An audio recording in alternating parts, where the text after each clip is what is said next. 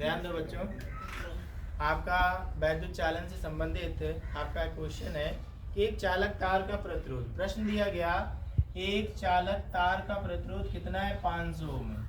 सवाल में दिया गया कि एक चालक तार है, सवाल में क्या दिया गया है, ध्यान देंगे बच्चों, एक चालक तार है, उसका प्रारंभिक प्रतिरोध कितना दिया गया, R1 बराबर 500 ओम।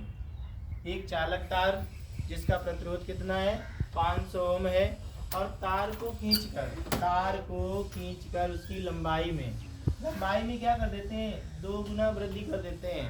2 गुना वृद्धि करने पर जितना गुना वृद्धि करते हैं उसको आप n मान लेते हैं। n का मान कितना दिया गया, 2। कितना वृद्धि कर रहे हैं, 2 का वृद्धि कर रहे हैं, तो n का मान कितना मान लेंगे, 2 मान लेंगे। तो 2 गुना वृद्धि करने पर नया प्रतिरोध क्या होगा, किसका, तार का। नया प्रतिरोध का मतलब होता है R2। R2 बराबर कितना होगा, इसको बहुत शॉर्टकट तरीके से आप कर सकते हैं। यदि कोई चालक तार दिया जाए, तार की लंबाई में वृद्धि कर दी जाए, कितना गुना, 2 गुना, 4 गुना, 10 गुना, 5 गुना, कितना भी गुना कर दिया जाए, और इसके पश्चात नया प्रतिरोध यदि चालक तार का पूछा जाता है, तो आप एक सूत्र जानते हैं, एक फार्मूला होता है बच्चों, ध्यान देंगे, R2 बराबर n स्क्वायर R1। क्या होता है, R2 बराबर n स्क्वायर R1। n का मान कितना दिया गया, 2 का क्या कर देंगे, वर्ग।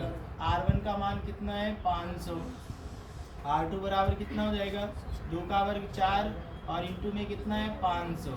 R2 बराबर 500 को कितना हो जाएगा, 20। कितना जीरो है, 2, तो कितना आंसर आ जाएगा, 2000 ओम।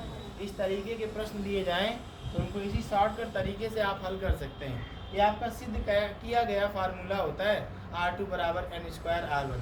किसी टाइप का सवाल इससे संबंधित दिया जाए, कितना गुना हो, 5 गुना, 10 गुना, जितना गुना हो, जितना गुना होता है उसको n मान लेते हैं, और प्रारंभिक प्रतिरोध दिया जाए तो आप R2 बराबर n स्क्वायर R1 लगा सकते हैं।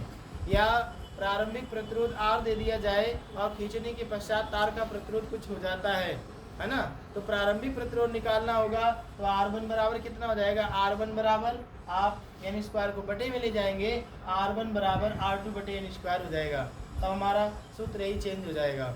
और नया प्रतिरोध पूछा जाए तो R2 बराबर n स्क्वायर R1 लगा सकते हैं। इस तरीके से आपका आंसर आएगा।